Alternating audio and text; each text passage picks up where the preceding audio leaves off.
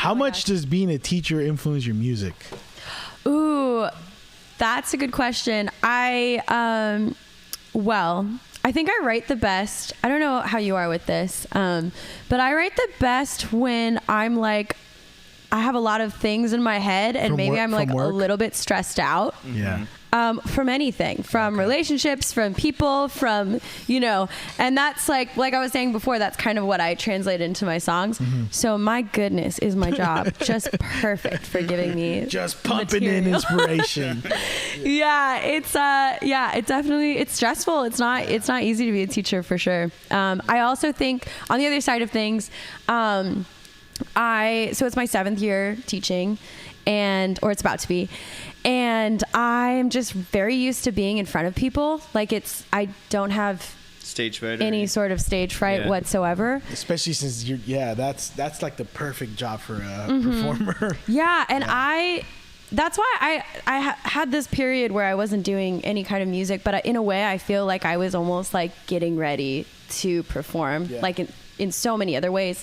And one of those things was just being in front of people. And I mean, you have to have a sense of humor to survive as a teacher. Mm-hmm. Otherwise, you are not going to survive.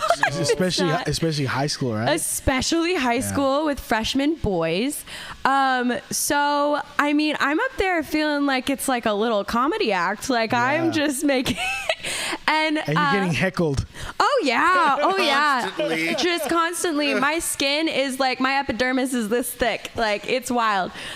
So yeah, I think in another sense, I was super influenced by teaching, just like in the way that I've performed. My banter is very similar to just me teaching. Mm-hmm. That's what I forgot. Someone told me it was a performer. It was like the same way you kind of have to calm down a classroom. Sometimes you got to use that on stage. I've literally in the middle of the show been like, okay, if you can hear me, clap once. No joke. And they did. Do the wolf ear thing or whatever. I know. Or bump. What is it? Quiet Coyote? Quiet Coyote, yeah. So, ain't Quiet Coyote working on any high schoolers. How are you balancing though? Oh, I'm sorry. No, I was agreeing with her. I said, How are you balancing 3 music projects and a teaching job? That sounds insane to me. I'm a vampire. Yeah. Yeah. You have to be. Do you sleep? When's the last time you slept fully? That's a good question. I don't know. I had a good night of sleep last night, and I was like, I texted people about it. Like, I was like, I slept 8 hours. This never happens. Yeah. Yeah. So yeah, I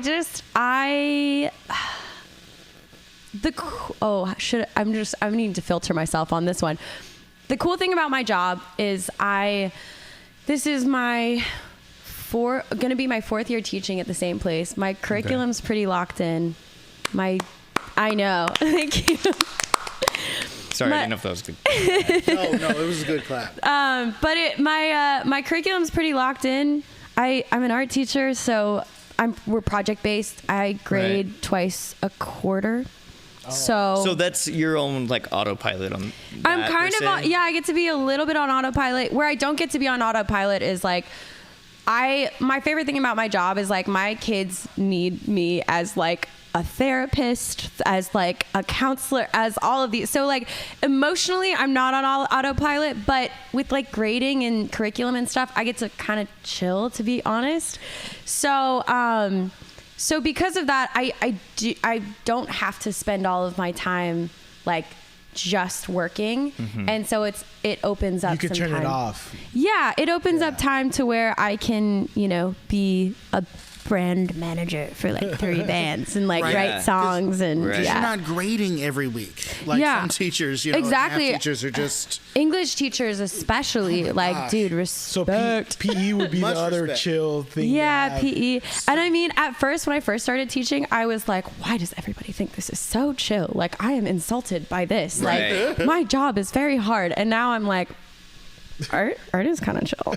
Yeah. Art is chill. I was going to ask you like, and respectfully, like, do you find that the kids do get to come into your class maybe because, not that it's an easier class per se, but like you get to be expressive and have fun, unlike, literature and you don't really get to do that until your later years, where in high school it's like, do this, and this, you know. But like art, you get to express yourself, and so maybe they feel a little more lax. Unless you want to be a dick about it. This is not art. Yeah, no. No, I would never. But I will say, in my class and like with my personality, I do kind of like require them to take it a little bit more seriously than maybe your average art class. But at the same time, like once they get past that, I mean, it's more that it's like, we're going to seriously learn how to try. We're going to seriously learn how to think critically. Yeah, like in this age of TikTok and just like repeating what you see and creating.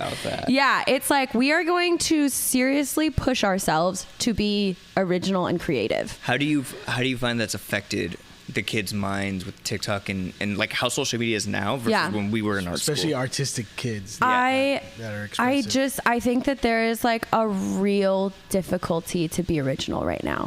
I think it is very like everywhere. Yeah, everywhere. I think it's hard to push yourself outside of that box, and I think a lot of people don't realize that that's what they're doing, that they're copying, that they're not trying to sasatisfy the algorithm in a sense. Kind of of life. Yeah. kind of That's the interview. Thanks. Of life.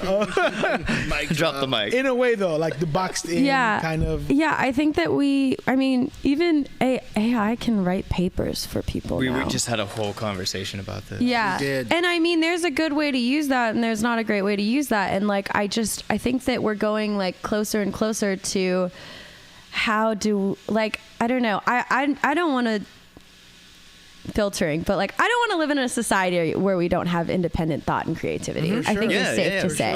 I think that's the scary part about how fast technology is moving. Yeah, definitely. Especially for art. Definitely. Like and it's crazy to see in the kids. Can you believe the Voice Party has had merch this whole time and we neglected to tell anybody?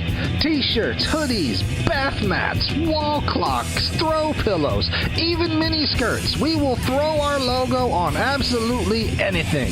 Click the link in the description below and pick you up some Voice Party merch today.